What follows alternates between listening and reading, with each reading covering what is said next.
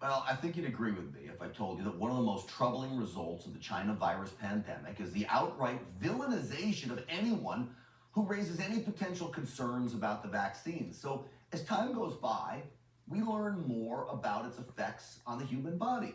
That's a fact.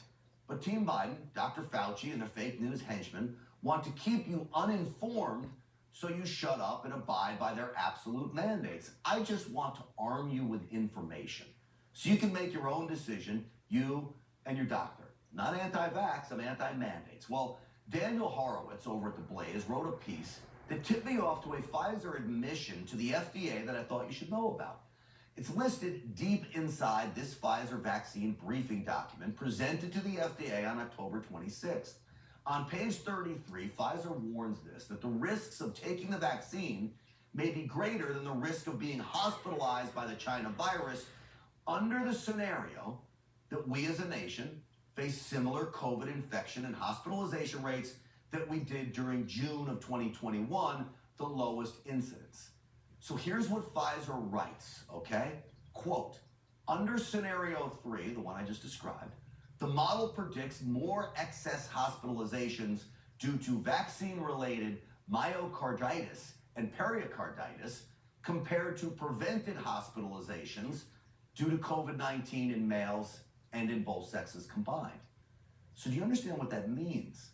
If conditions remain similar or better to what they were in June of 2021, then the risk of being hospitalized from an enlarged heart as a result of an adverse reaction to the vaccine is greater than being hospitalized from the virus itself.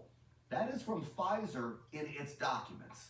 Why then would we mandate the vaccine when the risk, according to that FDA model and Pfizer model, is greater than the reward? As the virus diminishes, which it is, how dare we raise any questions at all? That's what they say to us. You don't believe me? This is Pfizer CEO. There is a very small part of professionals which they circulate on purpose misinformation so that they will mislead those that they have concerned. Those people are criminals. They're not bad people, they're criminals. Is he talking to me? Am I reporting misinformation? No. This comes from their own documents.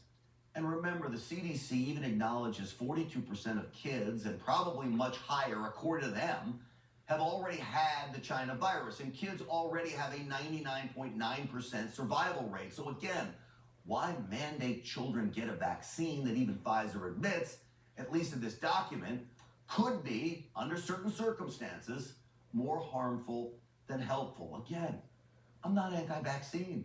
I just want you armed with information so you can make a decision about it. So I wanted to bring in a doctor to help me break this down. Primary care physician, Dr. Jeff Barke, is also a doctor in the U.S. Army Reserve Medical Corps. He is a tactical physician and reserve deputy for his local SWAT team. He is a proud founding member of America's Frontline Doctors and the co-founder of the Personal Concierge Physicians. Dr. Jeff Barke joins me now. Doc, it's good to see you. Great to be with you. Thanks for having me. Doc, what do you make of that under a certain circumstance? And the document was really large, and I'm sure there's plenty of circumstances where they say it's great, and it may be. What do you make of that little section? Grant, I've read the entire document that you're referring to, and the problem is they make assumptions, and those assumptions are then used to create the risk-benefit scenario. And first of all, the assumptions they use the data from COVID patients that are greater than 20 years old. And you can't translate that data down to a 5-year-old, so it's just wrong. The other information that they completely leave out is the risks associated with neurologic conditions of patients that get this vaccine. And I'm talking about Guillain-Barré syndrome, Bell's palsy, and other neurologic injury. And finally, they make zero mention that there are no long-term safety studies. Inject a 5-year-old, we don't know 10 years from now how that's going to affect fertility or growth and development of their other organ systems or brain function. These little 5-year-olds are still growing and developing.